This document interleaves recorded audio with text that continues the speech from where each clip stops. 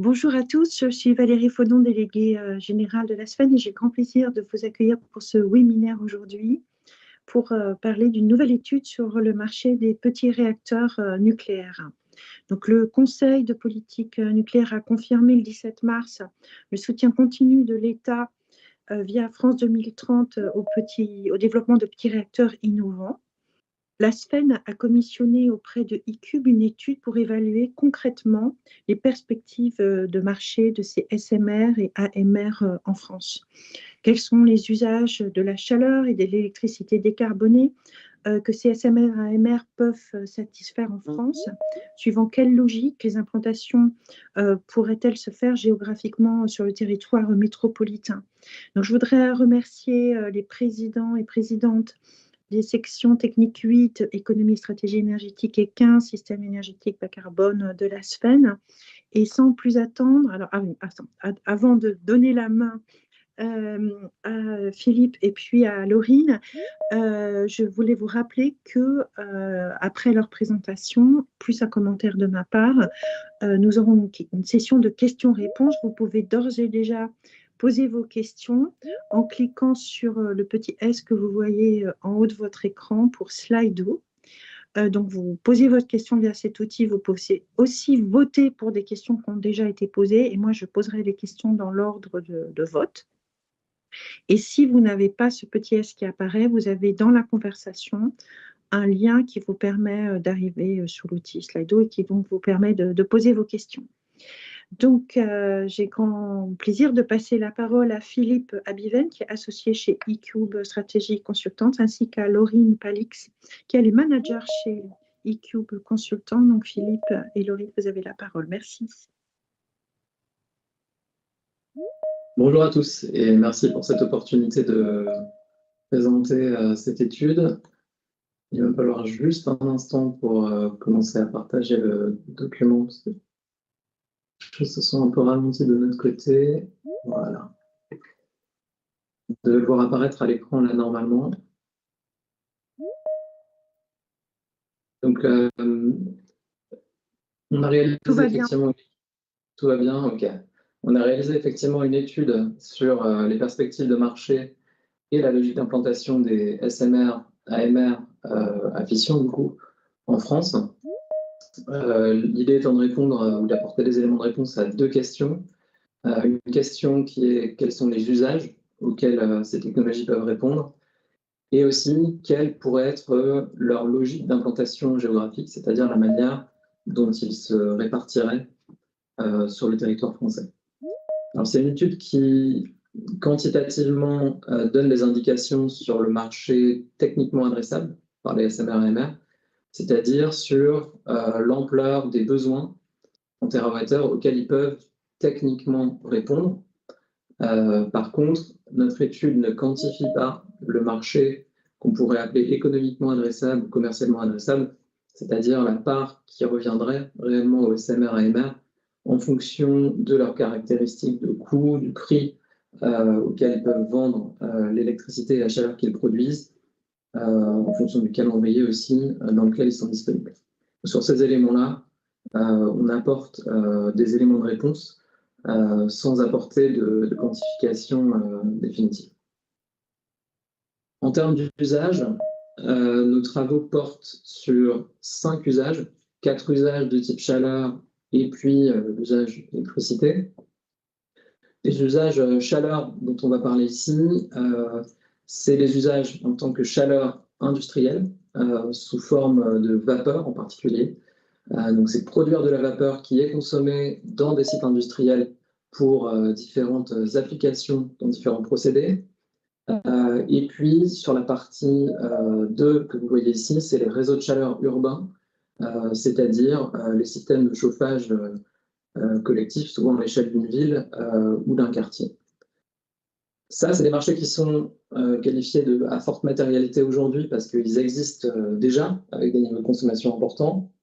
De manière plus prospective, mais avec un potentiel non négligeable, il peut y avoir aussi des perspectives de marché pour produire de la chaleur dans des systèmes de capture de carbone, parce que certaines des technologies de capture de carbone nécessitent de la chaleur pour assurer la fonction capture, et aussi pour une forme d'électrolyse, l'électrolyse haute température, qui n'utilise pas seulement l'électricité, mais aussi un apport de chaleur pour produire de l'hydrogène décarboné avec un meilleur niveau de rendement que les technologies qui ne sont pas à haute température. Ça, c'est pour la partie chaleur. Et puis, il y a aussi évidemment des débouchés pour la partie pour la production d'électricité, des SMR, AMR, qui peuvent fonctionner d'ailleurs soit de manière purement électrogène, soit souvent en cogénération, c'est-à-dire en production à la fois d'électricité et de chaleur. Et là, ils peuvent se positionner en complément d'autres actifs de production dans le mix électrique national et européen, ou alors éventuellement répondre à des problématiques locales spécifiques, notamment si certains grands consommateurs, grands au sens avec un niveau de puissance qui correspond à celle que peuvent fournir les SMR-AMR, sont intéressés à des situations d'autoconsommation, de production sur le même site que là où l'électricité est consommée, ou alors dans le cas où on aurait des contraintes aussi sur le réseau électrique qui pousserait certains acteurs à décider d'implanter des moyens de production près de là où ils consomment. Ça, c'est les 5 grands marchés qu'on a regardés en termes de famille technologique. Il faut avoir en tête que quand on parle de SMR, AMR, on parle de choses qui sont en réalité assez variées en termes de niveau de puissance. Vous avez en axe des abscisses ici la puissance thermique de différents concepts de SMR, AMR. Il y a notamment les 10 qui sont soutenus par France 2030 ainsi que Archeos, et puis une sélection d'acteurs étrangers. Et on voit que les niveaux de puissance dont on parle varient entre quelque chose de l'ordre de 20 MW thermiques à des niveaux qui sont de plusieurs centaines de mégawatts thermiques. On a aussi des niveaux de température qui sont très différents. Vous aurez en haut à gauche, dans la partie purement calogène, des réacteurs qui visent plutôt les applications réseau de chaleur urbain, Calogena et Archelos, avec des niveaux de température entre 70 et 150 degrés, et puis d'autres qui montent à des niveaux de température beaucoup plus élevés, allant jusqu'à des niveaux entre 700 et 800 degrés pour certaines technologies. Et on a une autre distinction ici sur les ordonnées qui est-ce que les concepts dont on parle sont purement calogènes, c'est-à-dire ne s'intéressent pas à la production d'électricité, ou bien on envisage un fonctionnement soit en pur électrogène, soit en cogénération, ce qui est le cas en fait de la plupart des concepts qu'on a listés ici. L'intérêt pour la production plutôt de chaleur ou plutôt d'électricité est variable suivant les cas, mais il y a en tout cas la possibilité technique de le faire et elle est envisagée par la plupart des acteurs. Alors, qu'est-ce qui guidera les implantations géographiques?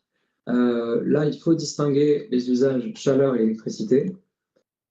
Côté chaleur, généralement, entre l'endroit où on consomme la chaleur et l'endroit où on la produit, aujourd'hui, il y a au maximum quelques dizaines de kilomètres. Techniquement, ça peut être plus, mais plus la distance est importante, plus ça coûte cher, plus aussi on a de pertes.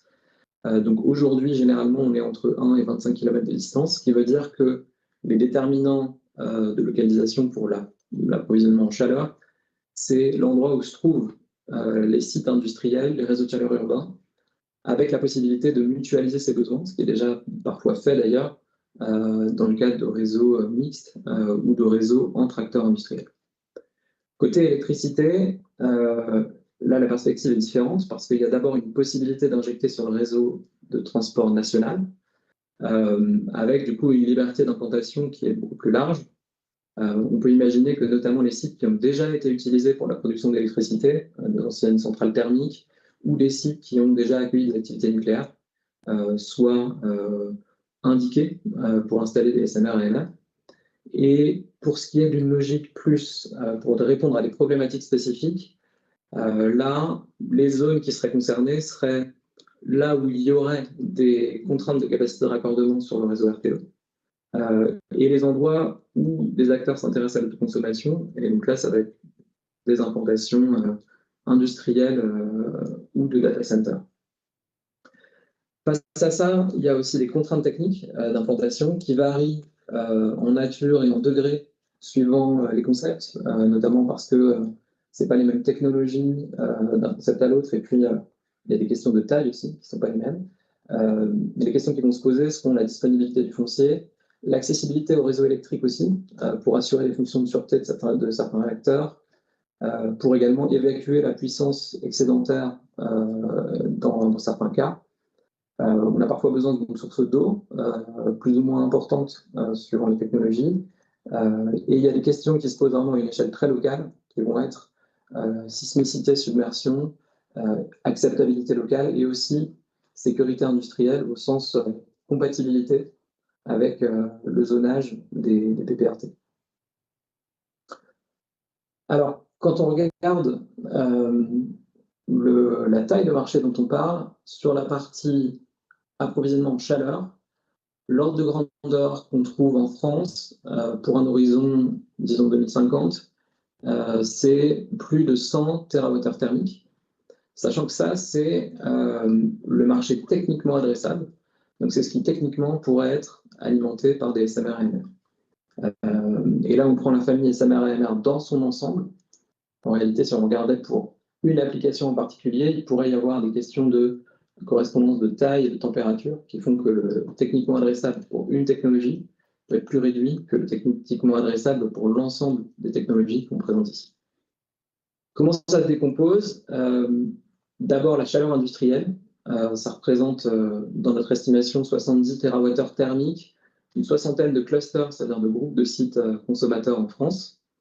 Ensuite, les réseaux de chaleur urbains. Ça, c'est aujourd'hui de l'ordre de 12 TWh, mais appelé à croître assez fortement, de l'ordre d'une trentaine de TWh, sur aujourd'hui une vingtaine de clusters, mais là aussi, le nombre pourrait grandir à l'avenir. Et puis, il y a des marchés donc, prospectifs, la capture carbone, l'électrolyse haute température, qui pourraient aussi représenter quelque chose de non négligeable.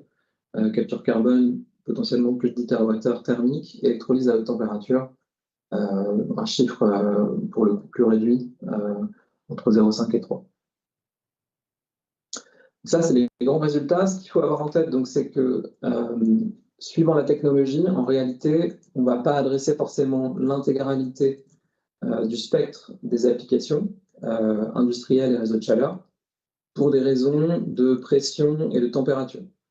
Vous avez à gauche une échelle des températures en ordre de grandeur de différents procédés industriels qui vont de l'industrie pétrochimique, par exemple, plutôt en haut, vers les 800 degrés, à des applications à plus basse température, type industrie de papier, où on va être quelque part entre 100 et 300 degrés pour la majorité de la consommation.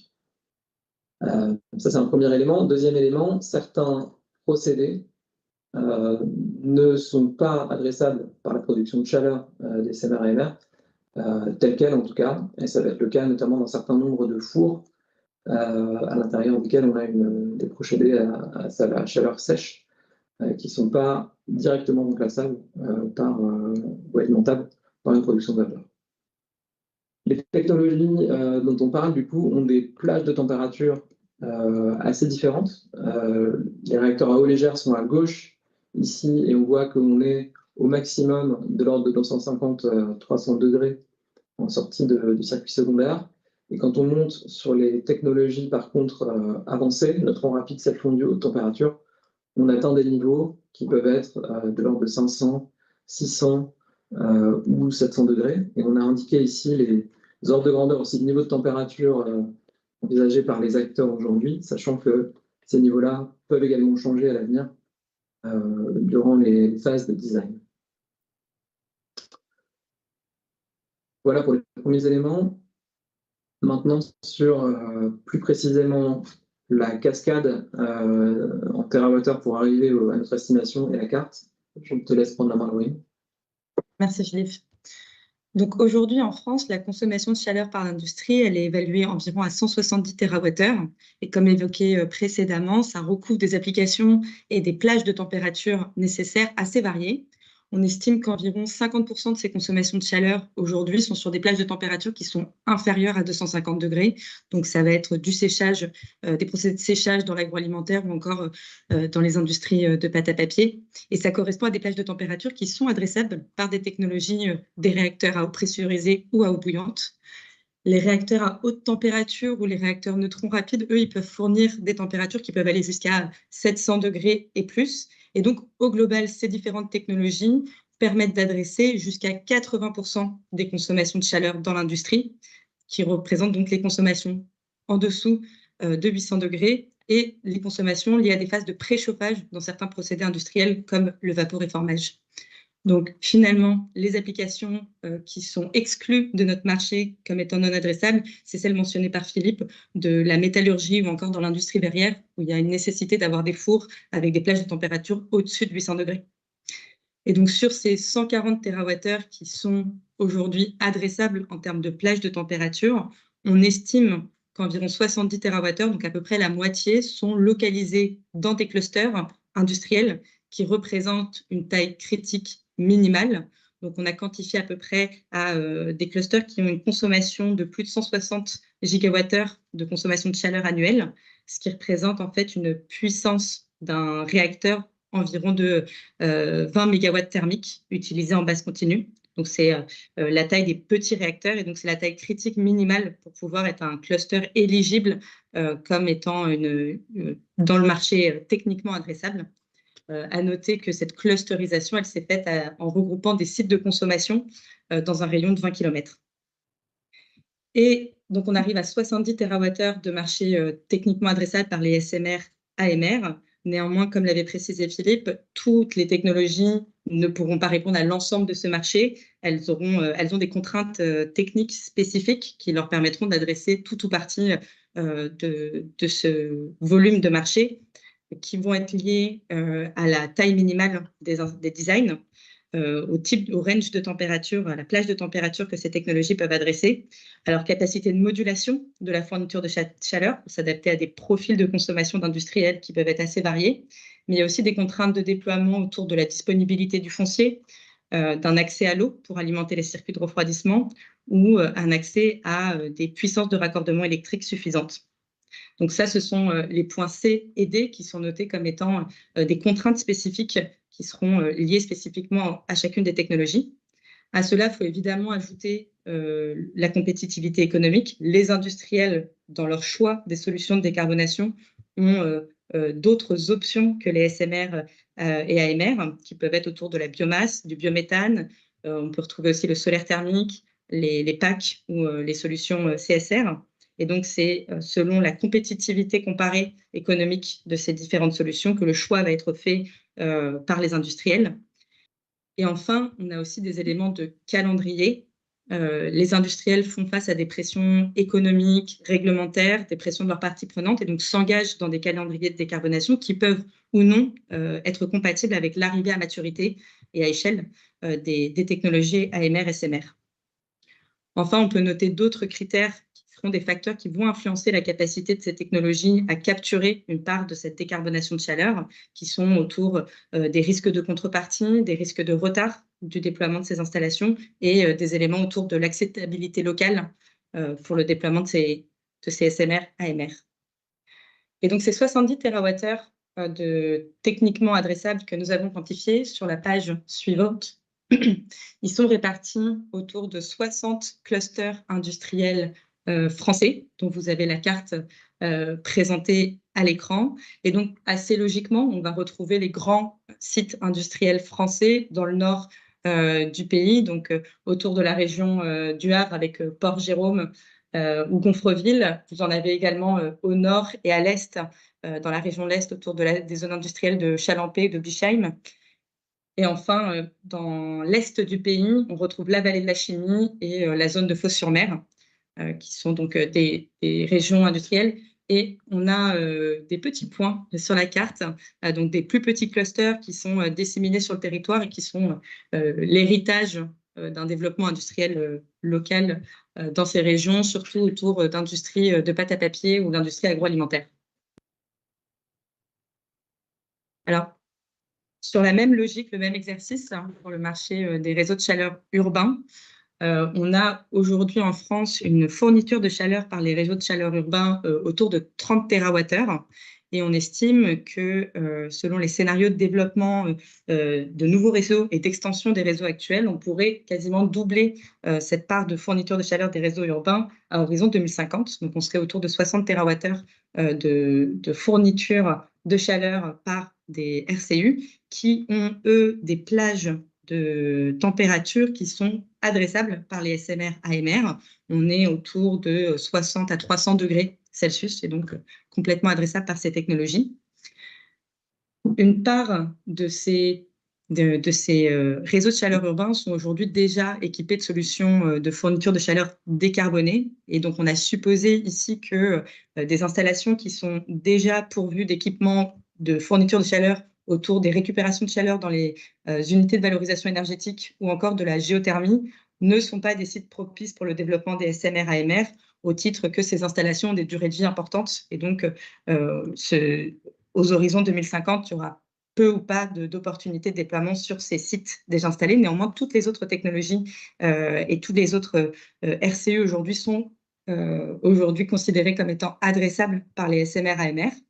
Ce qui est donc ce premier bloc que l'on retire de 11 TWh, qui sont donc les RCU déjà équipés par des technologies non substituables.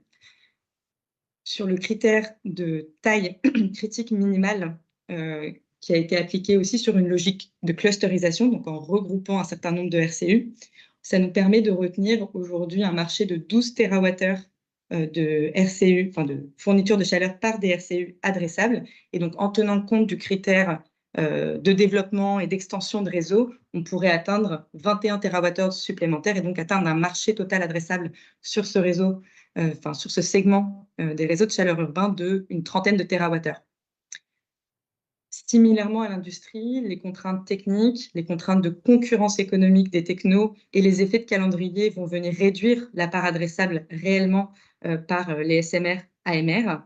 Et il faut peut-être noter plus spécifiquement que dans le cas des réseaux de chaleur, il y a un élément, de par leur usage, ils ont un profil de consommation de chaleur qui est très saisonnier et qui peut impliquer des contraintes supplémentaires pour les SMR AMR, du fait, qui peuvent être comblées soit par un surdimensionnement de l'équipement pour pouvoir fournir le bon niveau de chaleur au moment hivernal, pendant les pointes hivernales. Et donc, ce surdimensionnement pourrait avoir un impact économique global sur le projet, ou bien de sous-dimensionnement avec un complément d'une autre technologie, ou alors privilégier des solutions qui ont une capacité de modulation, une flexibilité d'usage, qui pourrait arriver en complémentarité dans le cas des cogénérations, une complémentarité, un report de l'usage plutôt sur la partie électrique pendant les périodes estivales où il y a moins de besoin de chaleur. Cette trentaine de térawattheures et plus directement cette douzaine de térawattheures aujourd'hui consommées par les réseaux de chaleur est définie comme étant adressable et se répartit sur le territoire en une vingtaine de clusters. Et on va retrouver donc les clusters parisiens, donc le gros cluster parisien qui réunit plusieurs dizaines de RCU dans la région parisienne. On retrouve également deux autres clusters de taille importante à Lyon et sur les réseaux de Grenoble, qui sont, et finalement, en fait, on va les retrouver dans toutes les grandes villes qui sont aujourd'hui équipées de RCU et qui n'ont pas opté pour des technologies UVE ou géothermie, donc Metz, Strasbourg et autres.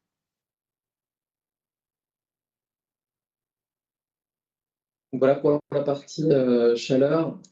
Sur la partie électricité, le sujet est moins déterminé par la localisation des installations de consommation. Ce qu'on peut noter en termes de volume, c'est que dans le scénario N3 des futurs énergétiques de 2050 de RTE, on a 27 TWh électriques produits par les SMR AMR, ce qui correspond en ordre de grandeur à environ 4 gigawatts électriques de puissance installée.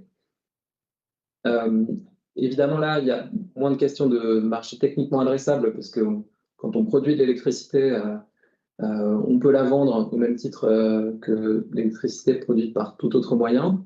Donc, ce qu'on peut dire, c'est que en termes de localisation, soit les SMR AMR interviennent en complément d'autres actifs du mix électrique national et européen, et donc Ça peut être un peu n'importe où, mais il y aura probablement des sites où l'implantation sera favorisée. Typiquement, installations qui ont déjà accueilli des installations nucléaires de production d'électricité. Il peut y avoir aussi quand même des cas où un industriel ou un data center veut autoconsommer, ou bien des cas où on a des contraintes de réseau qui font qu'à un horizon 2035, où les SMR AMR sont devenus une solution commercialement disponible, on envisage la construction d'un SMR AMR comme une alternative ou un complément à un renforcement de réseau. Avec quand même un point important à noter, c'est que les SMR AMR ont besoin dans la plupart des cas d'un raccordement réseau HTA ou HTB, qui fait qu'on réduit pas vraiment on n'élimine pas le besoin de réseau public d'électricité, simplement on le réduit, mais on ne s'y substitue pas totalement.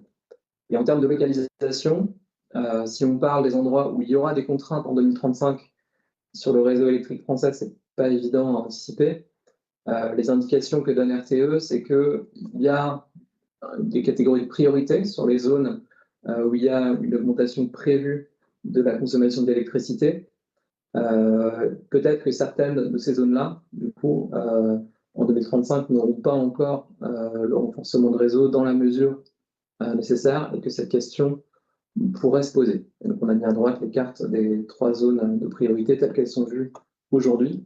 Mais c'est des cartes qui pourraient évoluer d'ici 2035. Et donc, pour conclure sur les localisations du potentiel de développement de SMR AMR qu'on identifie, c'est quelque chose qui n'est pas exhaustif, mais qui donne quand même une idée de l'endroit où ça pourrait se situer. On a superposé ici les emplacements consommation de chaleur industrielle et réseau de chaleur. On y a aussi indiqué les zones de développement principal de l'industrie et des data centers attendus par RTE à horizon 2040. Et donc ça donne une idée des endroits où les SMR AMR pourraient se répartir, non pas de manière exhaustive, mais en tout cas pour une certaine proportion.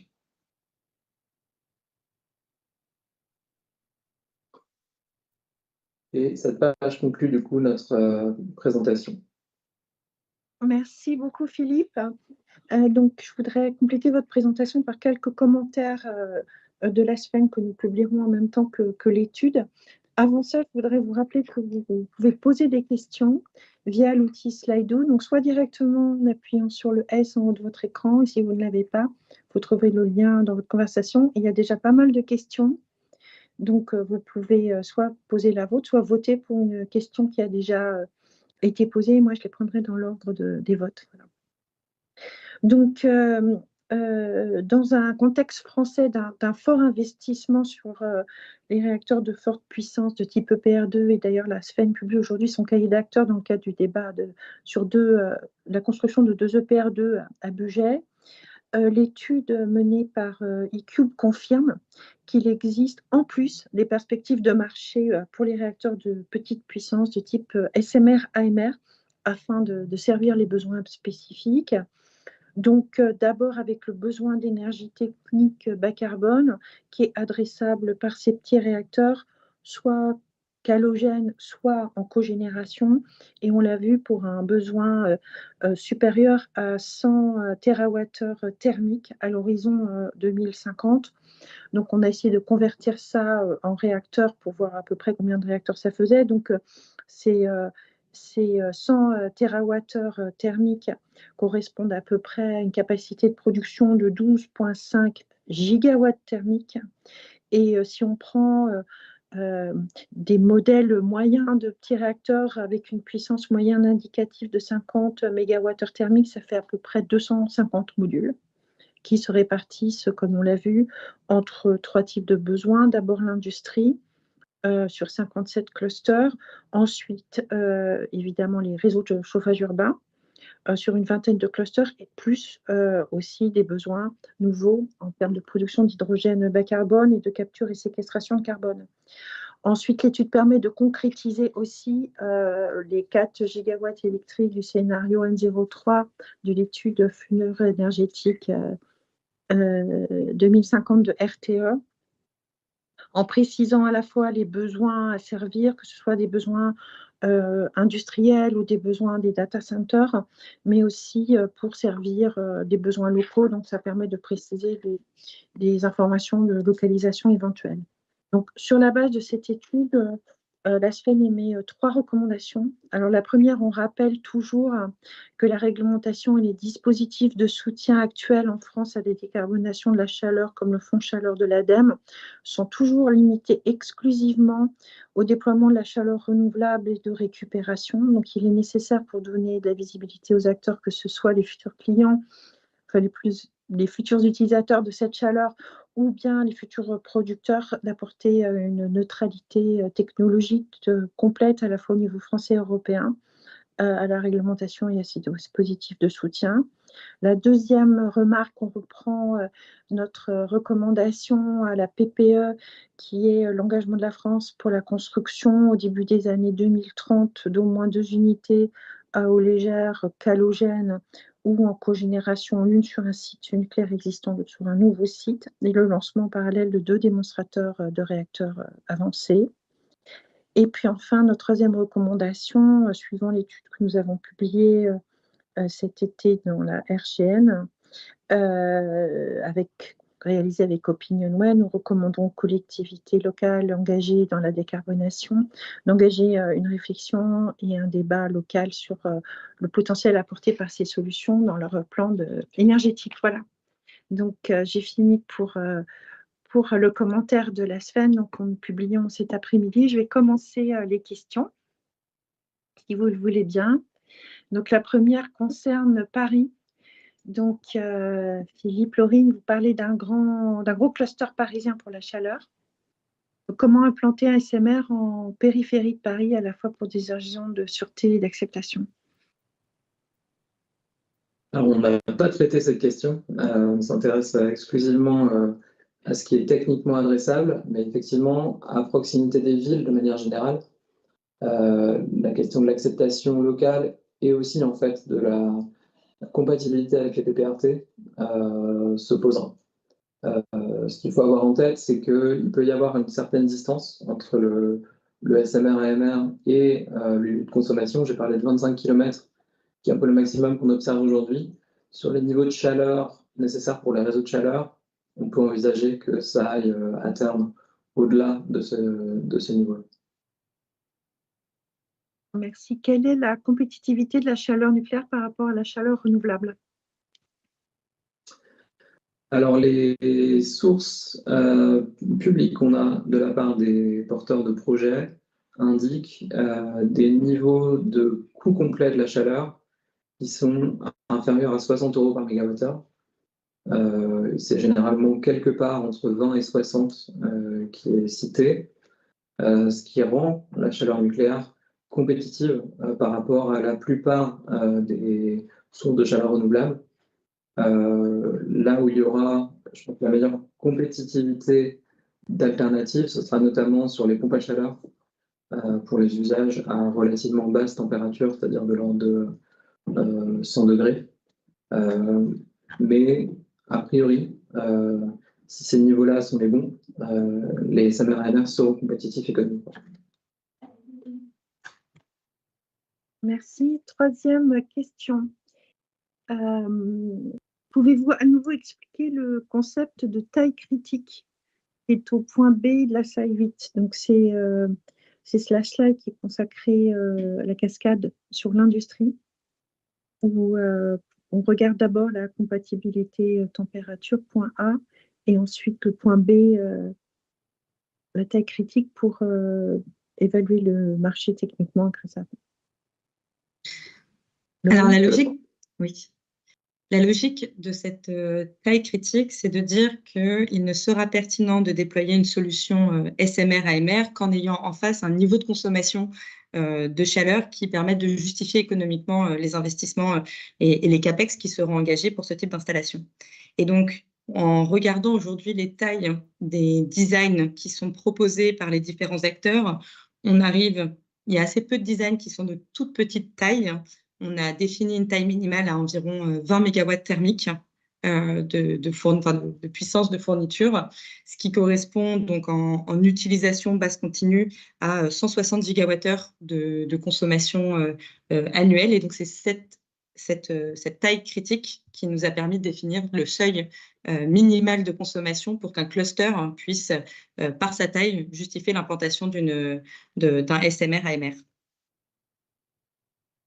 Merci Laurine.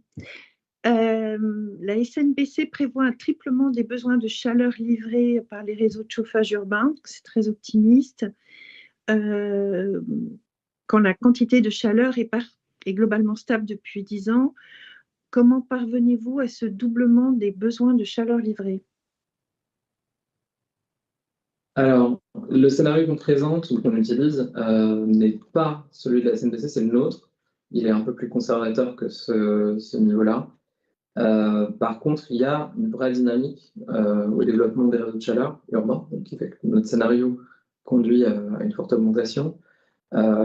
C'est notamment lié aux moyens financiers qui sont mis à travers le fonds chaleur et aussi aux obligations de raccorder ou d'envisager le raccordement de bâtiments neufs et anciens au réseau de chaleur urbain, là où il existe une desserte. Et on voit aussi que les périmètres géographiques desservis par des réseaux augmentent avec le temps. Merci beaucoup. Alors, pourquoi EDF n'adresse pas la question de la chaleur nucléaire? Je ne répondrai pas à leur place, mais que la partie Neward a été prise en compte dans l'étude, en fait. Voilà. Donc, Neward prévoit bien un fonctionnement possible en cogénération, donc avec une partie de production de chaleur, en plus de la production d'électricité. Alors, dans votre étude concernant les SMR-AMR calogènes, quelle hypothèse de rendement avez-vous retenue? Énergie technique délivrée divisée par l'énergie thermique de fission. Pour quel SMR-AMR le rendement est-il le plus faible ou le plus élevé? Merci. Alors, on n'a pas regardé ça parce qu'on a pris directement l'énergie thermique délivrée. Okay. Le dossier de l'étude sera-t-il mis à disposition des adhérences FEN? Oui. Je peux répondre à ça. On va donc le publier cet après-midi, au moins pour les slides. Et puis un rapport aussi écrit. Alors, seulement environ 5% des besoins thermiques supérieurs à 250 degrés Celsius sont sous forme de vapeur directe. Avez-vous regardé les potentiels de conversion de process four à flamme gaz vers de la vapeur? Non, on n'a pas regardé ça. On a supposé que on a raisonné à procédé constant, donc sans changer la manière dont l'énergie est consommée aujourd'hui, mais on sait que c'est une hypothèse et qu'en réalité, il continuera à y avoir des évolutions de procédés. Mais pour obtenir un ordre de grandeur, on a fait l'hypothèse que les procédés restent les mêmes. Avez-vous fait des études de ce type dans d'autres pays européens? Oui. Oui. On l'a fait effectivement. Les structures de consommation sont les mêmes. Il y a de l'industrie, de la chaleur, des perspectives souvent pour l'électrolyse, pour la production d'électricité, des niveaux qui varient suivant les pays. Mais ces réflexions-là, évidemment, les développeurs de projets les mènent à l'échelle européenne, voire mondiale. Ok. Et donc, ces études, vous les avez publiées? Non. Non. On les a réalisées pour certains de nos clients, mais elles ne sont pas publiques. D'accord. Quelle est la source que vous avez utilisée pour évaluer les besoins de chaleur? Alors, Oui, pour l'exercice de qualification de la taille de ces marchés, des niveaux de consommation de chaleur, en fait, on a utilisé un certain nombre de sources publiques, des sources publiques de différents rapports de l'ADEME, par exemple, sur les plages de température selon les procédés industriels. On s'est aussi basé sur les données de consommation gaz des différents sites industriels français pour qualifier le volume par site industriel. Et de la même manière, les données publiques des consommations des RCU selon le type d'énergie. Ce sont donc des données SDES principalement et d'autres études publiques comme celle de l'ADEME. Très bien. Alors, il y a quelque chose qui est plus un commentaire, qui est que l'implantation de SMR, AMR et leur multiplication potentielle pose également l'aspect réglementaire. Création de nouvelles installations nucléaires de base, leur contrôle par l'ASNR, ont-ils la capacité, l'analyse des risques et inconvénients associés? Bon, je crois que c'est un commentaire, donc ce n'est pas une question, oui, bien sûr. Et d'ailleurs, donc j'en profite pour dire, donc nous, on a fait une étude avec Opinionway l'année dernière, avec des focus group dans 6 villes où on a exposé les citoyens au concept de petits réacteurs, avec à la fois les enjeux des bénéfices qu'ils pouvaient avoir au niveau local, ainsi que les enjeux de confiance, dans lequel ils ont bien rappelé le rôle important qu'ils attendaient de l'ASNR pour pouvoir déployer ces solutions. Donc c'est pour ça que nous, par rapport aux commentaires qu'on a fait sur l'étude, on met à disposition cette étude et vous avez vu qu'on a identifié des clusters et vraiment on encourage les collectivités territoriales à engager ces discussions au niveau local. Alors, Valérie Faudon, c'est pour moi. Est-ce que la France va enfin envisager une vraie neutralité technologique vis-à-vis du nucléaire, comme à Bruxelles? Cela semble très compliqué. Donc, alors, il y a en effet des points à Bruxelles. Il y a toute une liste de textes qui ne sont pas neutres technologiquement à Bruxelles.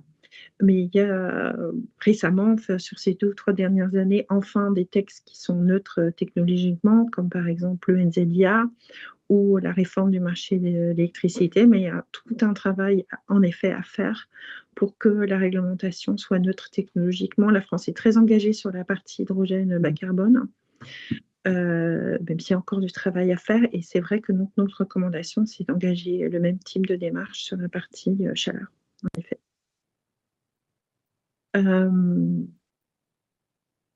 Alors, pour les réseaux de chaleur urbains, combien d'heures d'opération considérez-vous, sachant que la chaleur urbaine, c'est surtout pour l'été? Pour l'hiver, j'imagine.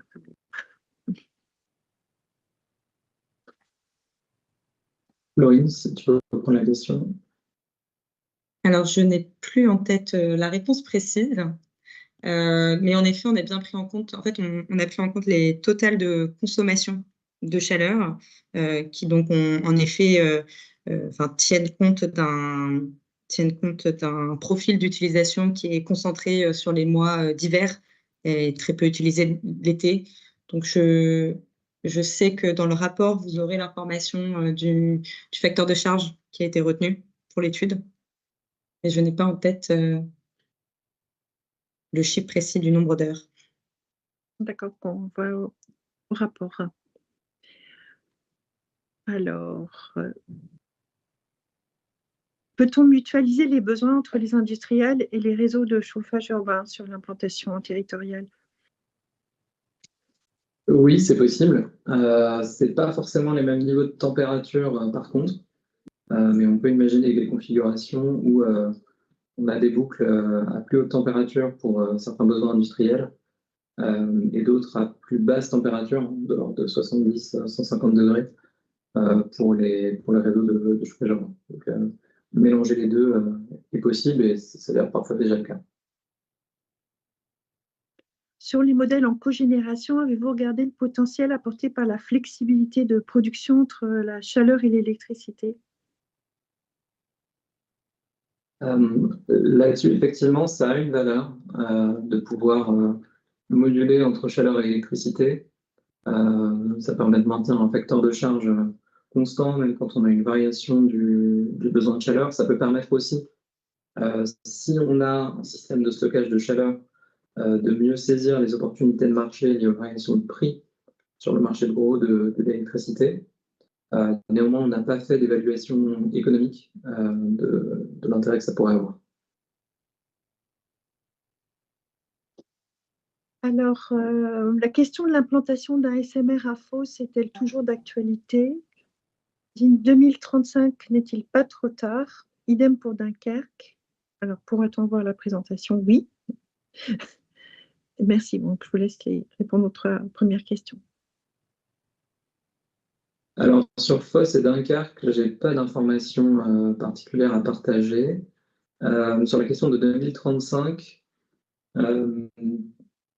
c'est sûr que d'ici 2035, un certain nombre d'industriels, notamment, auront déjà choisi ou mis en œuvre leur solution de décarbonation. Certains autres, probablement non. Et par ailleurs, il peut y avoir aussi une sorte de deuxième tour, c'est-à-dire qu'une solution qui permet d'être décarbonée peut être à remplacer au bout d'un certain temps. Typiquement, la durée de vie d'une chaudière biomasse peut être de l'ordre de 15 à 20 ans. Et donc, même si on arrive sur le marché en 2035, il peut y avoir des perspectives pour le remplacement de systèmes existants, bien que déjà décarbonés, chez des industriels. Et puis, il y a aussi un potentiel chez des nouveaux industriels et dans des nouveaux réseaux de chaleur. Ok. Le marché français est-il suffisant pour le développement d'une ou plusieurs solutions? Alors ça, là-dessus, je n'ai pas la réponse. Je pense qu'elle dépend probablement des cas. Il faudrait vraiment la poser plutôt aux porteurs de projets. Ce qui est sûr, c'est que le marché n'est pas limité à la France. Donc, tout porteur de projet peut s'intéresser à un potentiel ailleurs en Europe et ailleurs dans le monde, où il trouvera, comme on disait tout à l'heure, les mêmes types d'usages à adresser. Comment avez-vous pris en compte sur la chaleur les technologies concurrentes? Alors, le techniquement adressable, c'est un gros ensemble dans lequel les SMR et AMR auront une part de marché et les technologies concurrentes en auront une autre. Ce qu'on a regardé, c'était le niveau de prix, de coût auquel ça peut être livré, qu'on a mentionné tout à l'heure. Mais c'est certain que par rapport à ce marché techniquement adressable, les SMR et AMR ne prendront pas tout. Et la part qu'ils prendront dépendra de facteurs qu'on a cités aussi, des facteurs de prix, des questions commerciales, des questions d'appétence aussi pour le nucléaire, de contraintes locales qui sont à apprécier concept par concept, voire site par site.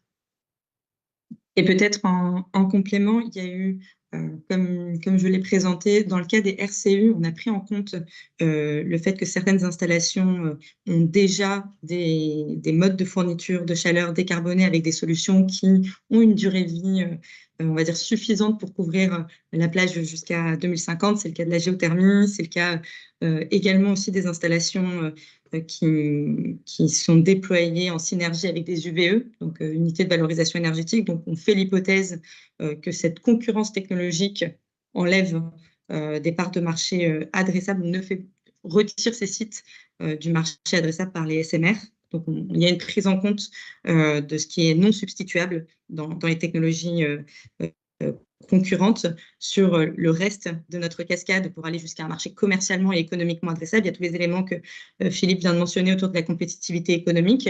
On retrace aussi dans notre papier un certain nombre d'autres contraintes de ces technologies autour, dans le cas, par exemple, des solutions qui requièrent de la biomasse, de concurrence d'usage de la biomasse, également aussi dans les plages de température adressables. Voilà, certaines technologies solaires thermiques ne permettent pas d'adresser toutes les plages de température que peuvent adresser certaines technologies SMR, AMR. Donc, sans quantifier l'impact de ces technologies, enfin les parts de marché précises que prendront les uns et les autres, on a retracé les contraintes qui rendront accessibles ou non certaines parts de ce marché.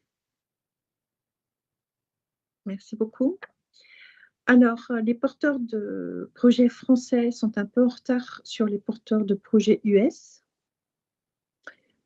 Est-ce que les industriels français que vous avez interrogés ont été approchés par des étrangers pour les solutions SMR?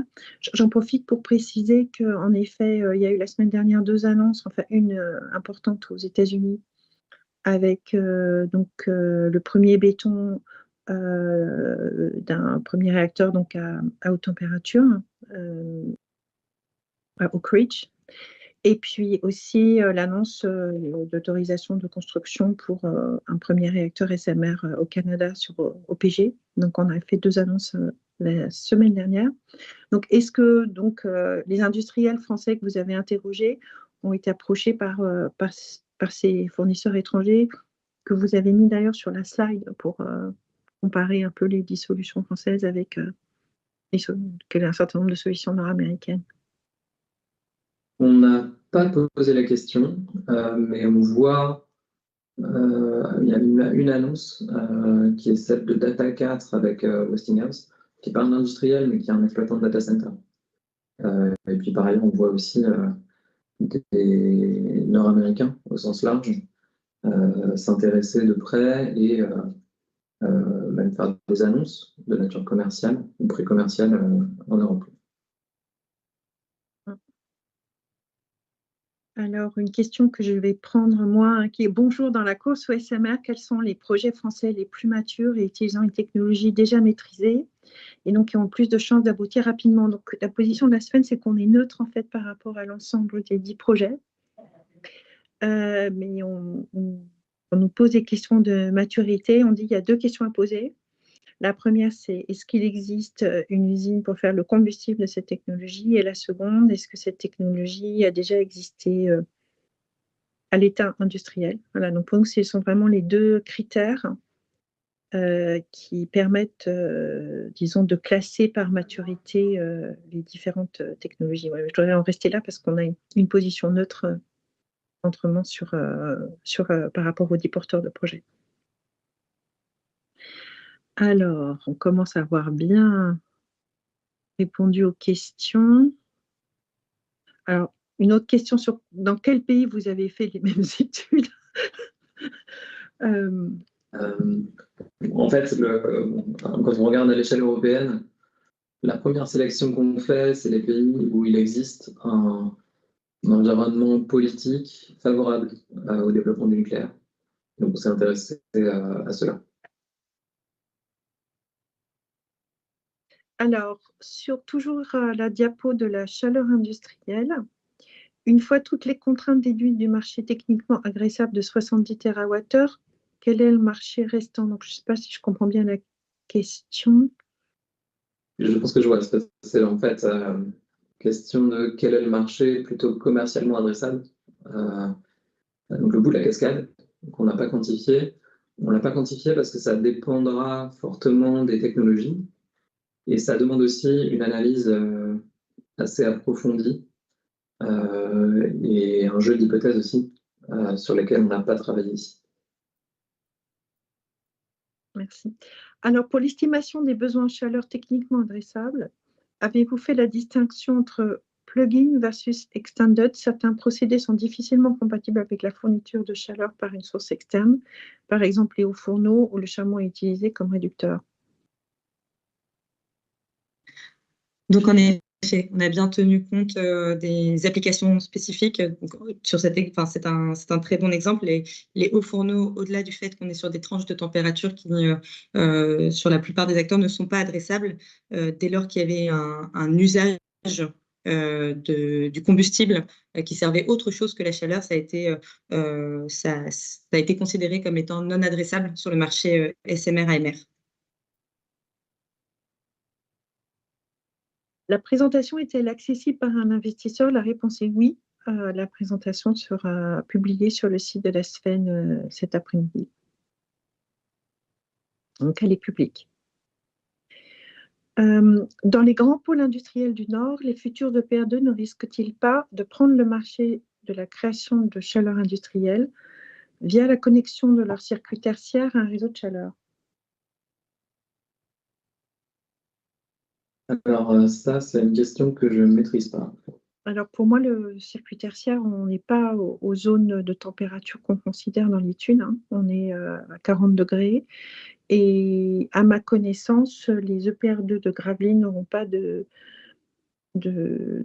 possibilité d'aller prélever de la vapeur dans le circuit secondaire. Voilà.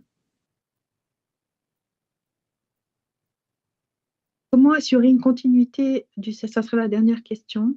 Et merci à tous, hein, vous avez été, comme d'habitude, vous avez eu plein de questions. Donc, comment assurer une continuité de service chauffage avec des arrêts nécessaires des SMR pour rechargement et maintenance, même s'il y en a moins en hiver? Ouais, c'est une bonne question. Dans la plupart des cas, il y aura un besoin de solutions d'appoint pour les arrêts fortuits et pour les arrêts planifiés, qui peuvent être des solutions à relativement faible capex. Typiquement, ça peut être chez un industriel qui a des chaudières à gaz, de garder la chaudière à gaz et de la faire fonctionner seulement au moment où on en a besoin. Il peut y avoir aussi d'ailleurs des questions de dimensionnement de système un peu hybride, où on a le SMR qui assure une partie de la fourniture de chauffage, mais les pointes au-delà de la puissance que peut fournir le SMR AMR proviennent de cette partie à point. Voilà, et donc un participant précise que certains SMR offrent la possibilité d'un rechargement en continu sans interruption de la production. Donc merci beaucoup pour ce commentaire. Donc ça va être la fin de notre webinaire. Donc merci beaucoup Philippe, merci beaucoup Laurine, merci encore à la section 8 et à la section 15 et merci à tous pour vos questions. Donc ce webinaire sera disponible en replay sur la chaîne YouTube de la SFEN et donc nous publions à la fois notre commentaire et l'étude cet après-midi. Merci à tous. Au revoir. Merci beaucoup. Merci à tous.